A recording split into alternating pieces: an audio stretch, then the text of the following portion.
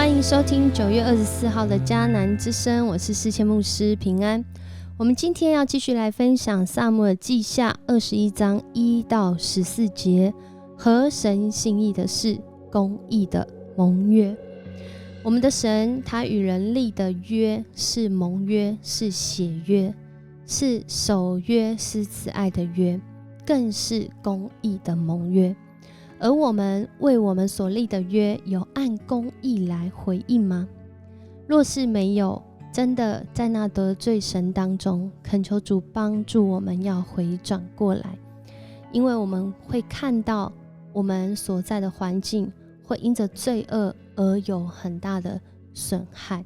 在历代志下，今天 RPG 祷告的经文7章14节说，只要他们向我祷告，并且谦卑悔改，离弃他们所做的坏事，我就会从天上垂听，赦免他们的罪，重新使他们的土地繁荣起来。人都不完全，人会有犯错的时刻，甚至人会得罪人，得罪神。然而面对到这样的罪恶，神的心意不是要进行毁灭，而是要人回转向神。他说，若是这样的人向他来祷告，谦卑悔改，离弃所做的坏事，神是要从天上垂听的，他要赦免人的罪，他要重新使他们的土地繁荣起来。今天的经文就让我们看到，好像这个画面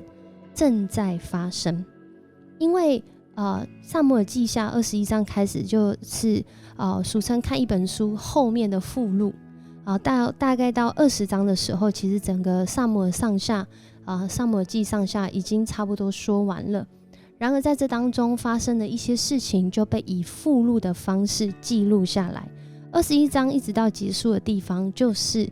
这2卷书，应该说1卷书它的附录哦。所以21章开始呢，就讲到了大卫统治期间发生过一件事情，就是有严重的饥荒。而严重的饥荒在当时土地若发生什么事，一定是跟人有关系哦。整整3年之久啊，大卫为这件事情就求问上主。上主说，这是因为扫罗和他的家族犯谋杀的罪，他杀死了基遍的居民。这个王不是大卫吗？为什么扫罗犯的罪跟他有关系呢？因为我们看见神他是公义的，他的约是向整个以色列人彼此来立约的。所以不论是大卫还是扫罗，他们都是这个家里面的人哦。基遍的居民是谁啊？基遍的居民被扫罗谋杀。这基遍呢居民他们不是以色列人哦，他们是亚摩利人的一个小族。而以色列人呢，曾经跟他们立约要保护他们，但经文写到说，扫罗却想法子要消灭他们，因为他偏爱以色列和犹大人民。到底发生什么事啊？如果我们追溯到更之前啊，其实在约书亚记的地方，约书亚攻打迦南地的时候，曾经跟基遍居民立约。那个时候上主说要把这些人赶出去，不要跟他们同住。但是当时的基遍呢，你算他们的祖先，他们就是把自己穿得很破烂，过得好像很惨淡这样子，然后他们用这样的姿态，然后约书亚就在那个当中因着怜悯跟他们立约，让他们可以跟以色列人住在一起。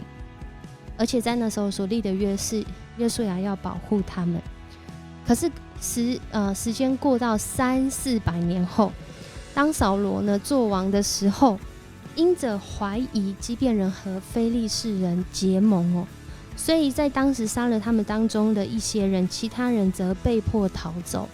其实用现在的讲法，应该说他屠杀了这个基遍人，然后有些人被迫逃走。而这件事情，扫罗在当下好像神没有亲自的来审判他，但是来到了大卫做王的时候，上帝仍然按着他的公义来管教，他让这土地整整3年的饥荒。所以大卫深深的知道这属灵的法则，他就把基遍人找来，对他们说，我能为你们做什么呢？我愿意补偿你们以往所受的迫害，好使你们为上主的子民祝福。他们清楚地知道，若是罪恶在他们当中，他们没有寻求悔改，没有寻求公义的主，其实他们没有办法蒙福。他们说，我们跟扫罗家的争斗不是这些金银所能解决的，我们也不愿意杀害以色列人。大卫在这个时候问他们说，那么你们认为我该为你们做什么呢？他们说，扫罗谋害我们，要消灭我们，不让我们在以色列有立足之地，所以请你从他的后代中交出7个男丁来，我们要在基比亚，在上主面前把他们悬挂起来，就是在上主选立为王的扫罗的家乡吊死他们。如果我们记得扫罗当王的时候，他的首都其实在基比亚这个地方哦。然后大卫听到之后，大卫是一个深知属灵的法则，他知道在当时其实这个律法也是这样，一命是要还一命的哦。可是总不能杀了这么多基遍人，也把以色列人都找出来杀一杀，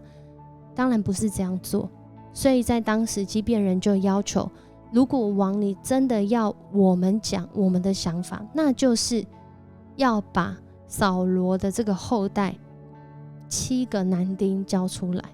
这是一个代表性的数字，也是一个代表性的付上代价。王说我会把他们交出来。然后在今天的经文当中，我们看见大卫王因着守与约拿单所有过的誓约，所以留下了他的儿子扫罗的孙子米非波设，但是他却把艾雅的女儿利斯巴为扫罗生的2个儿子亚摩尼和米非波设交出来，就是另外2个这个扫罗的儿子，还有扫罗女儿米拉，也就是这个他大卫王的太太的姐姐哦。米拉为米和拉人巴西埃的儿子亚德列所生的5个儿子交出来。在这里我们看见这7个人就被大卫交给了基遍人。基遍人呢，就在这个基比亚山上呢，在上主的面前吊死他们。而这7个人一同死亡，他们被处死的时候，正是收割大麦的季节。在这里讲到的收割大麦，其实是一个专有名词哦。它讲的是大概是现在的4月的时间，而那样的时间，其实他们正在面对饥荒，所以不是真的收割大麦，因为这个人土地因着人的罪没有办法长出这些作物嘛。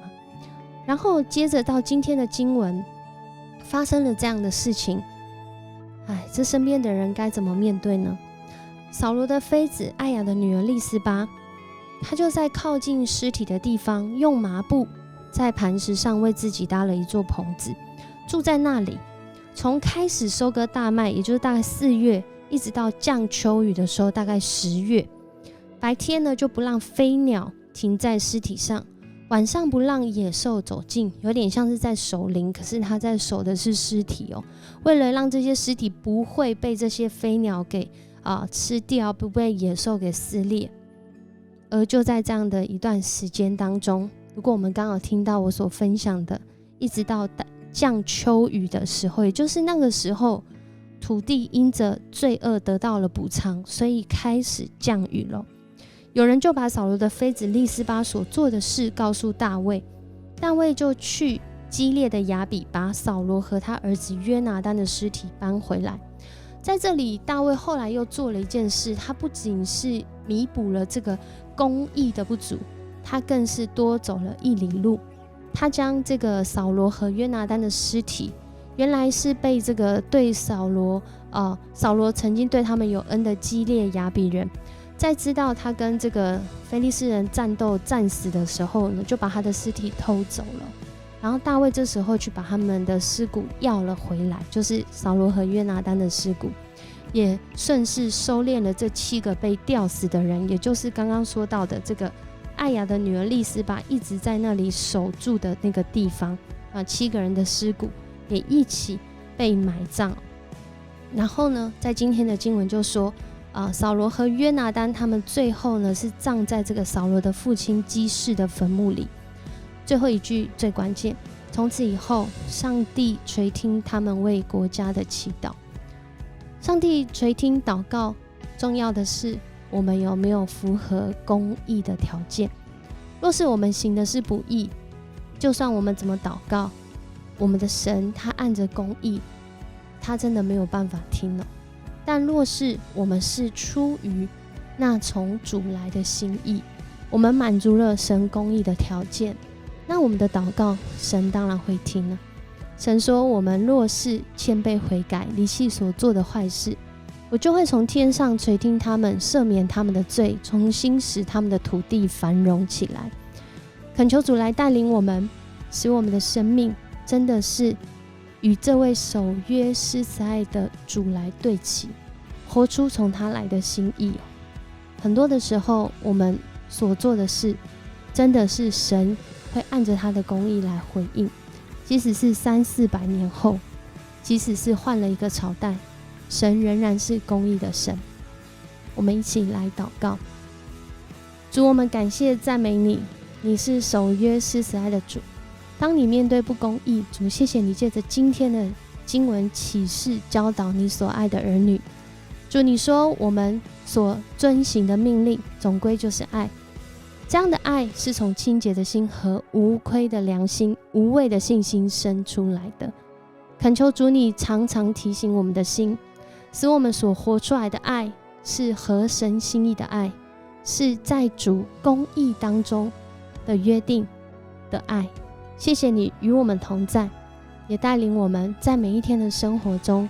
学习你的样式，学习你的心意，更是行出你所教导的。这样祷告是奉主耶稣的名求，阿们。很开心跟你一起分享迦南之声，我是世界牧师，我们明天见。